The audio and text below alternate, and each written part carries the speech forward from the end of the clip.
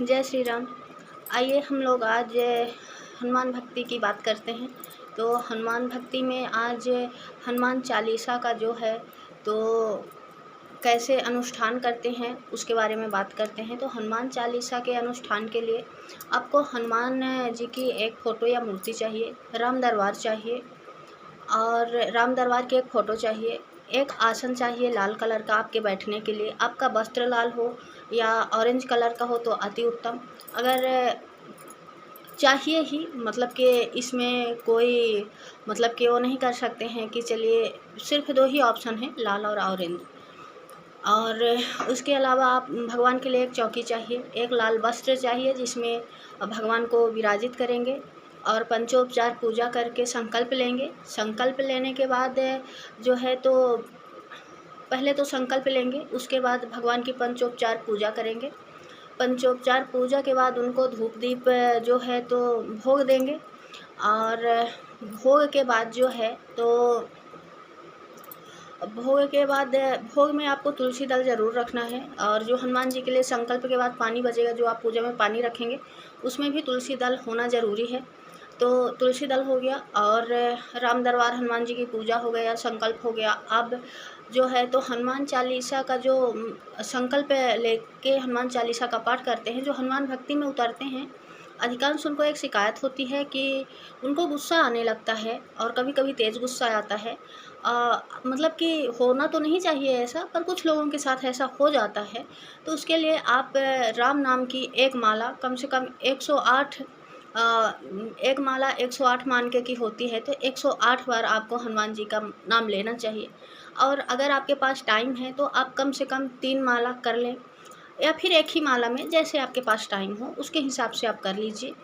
तो ये हो गया। उसके बाद आप संकल्प में आपको कितने दिन का अनुष्ठान लेना है, 11 दिन, 21 दिन, 31 दिन, 41 दिन, उसके हिसाब से आप संकल्प ले लीजिए।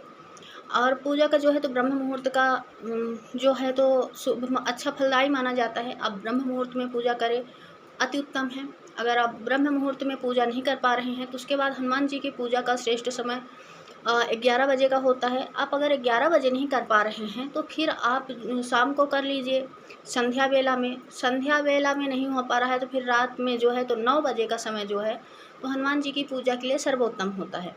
कहते हैं कि 9 बजे, 8 से 9 बजे का जो समय होता है तो हनुमान जी जो है तो भगवान को शयन करा के और राम काज से फ्री होके वो अपने भक्तों की पुकार सुनते हैं और उनके कष्ट दूर करते हैं। तो इसलिए आप लोग जो है तो रात में 9 बजे का समय जो है तो हमारे साधु संत जो हैं तो सर्वश्रेष्ठ बताते हैं कि हनुमान साधना के लिए रात का समय सबसे अच्छा होता है। तो आप अगर ब्रह्म मुहूर्त में नहीं कर पा रहे हैं तो रात का समय चुन लीजिए, 9 बजे का सबसे अच्छा है। और आप डेली 3 पाठ का संकल्प लीजिए कि 3 पाठ, या फिर आपके ऊपर निर्भर करता है। अगर आप 11 पाठ कर सकते हैं क्योंकि वो शिव जी के रुद्रवा अवतार हैं, तो इस शिव जी के एकादश अवतार हैं, तो इसलिए उनको 11 की संख्या जो है तो बहुत पसंद है। आप 11 पाठ कर सकते हो, आप 21 पाठ कर सकते हो, आप 3 पाठ कर सकते हो, 7 पाठ कर सकते हो, जैसे आपके पास समय हो उसके हिसाब से आप हनुमान चालीसा का पाठ आप कर सकते हो। पर आप जो फल है तो उसमें आपका कोई भी काम है, कितना कठिन से कठिन काम है, अगर आपका नहीं बन रहा है, आपके घर में परेशानी है, कलह है, लड़ाई है, आपके बच्चे गलत रास्ते पे जा रहे हैं, एक बार आप हनुमान जी की शरण पकड़ के तो देखिए, सब कुछ ठीक हो जाएगा। क्योंकि कलयुग के वो जागृत देवता हैं, उनकी पूजा से कुछ भी असंभव नहीं है। और अगर हम राम भक्त भी हैं तो भी राम जी के पास जाने के लिए भी हमें हनुमान जी की ही शरण लेनी पड़ेगी। राम द्वारे तुम रखवारे होत न आज्ञा बिन पैसारे, तो वो तो राम के द्वारपाल हैं। तो हमें राम जी के पास जाने के लिए हनुमान जी की शरण तो लेनी ही पड़ेगी। और 11वें दिन आप जितने दिन का संकल्प लिए हुए, 11 दिन, 21 दिन, तो लास्ट वाला दिन है, उस दिन आप खुद से ही हवन कर लीजिए 108 बार, जितने मतलब कि आपके पास टाइम हो उसके हिसाब से आप हवन कर लीजिए। और अगर आप पंडित बुला सके तो सबसे अच्छा, नहीं बुला पा रहे हैं तो खुद से ही कर लीजिए।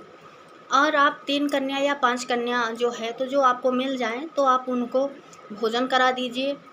सबसे अच्छा ब्राह्मण के लिए आपके जो आसपास मंदिर होगा उस मंदिर में जाके आप हनुमान जी को लड्डू और ब्राह्मण देवता को जो है तो उनके लिए वस्त्र ज़रूर भेंट करें। और अगर आपकी समर्था नहीं है तो आप हनुमान जी को लड्डू दे आइए। तो और लड्डू में तुलसी दल ज़रूर डालिएगा। तो ये आपका हो गया हनुमान चालीसा का संकल्प पूजा। ये सब कैसे होता है एक बार आप ज़रूर करके देखिए, आपकी हर परेशानी को दूर करेंगे हनुमान जी, क्योंकि कलयुग के जागृत देवता हनुमान जी हैं। और हनुमान जी से शक्तिशाली कोई नहीं है, क्योंकि बोलते हैं कि भाभी मेट सकहि त्रिपुरारी। जो बाकी के देवता तो मतलब कि ठीक है, बोलते हैं कि जो एक बार किस्मत में लिख गया उसको नहीं बदल सकते हैं, पर बोलते हैं शंकर जी और हनुमान जी एक ऐसे देवता हैं कि वो भावी मेट सकते हैं, मतलब जो होने वाला है उसको भी मेट सकते हैं। तो आप एक बार हनुमान जी की शरण ज़रूर लीजिए। इसी जय श्री राम। और अगर वीडियो आपको पसंद आ रही है, अगर आपको कुछ भी जानकारी जो है तो आपको अच्छी लग रही है तो प्लीज़ लाइक और सब्सक्राइब ज़रूर करिएगा। धन्यवाद।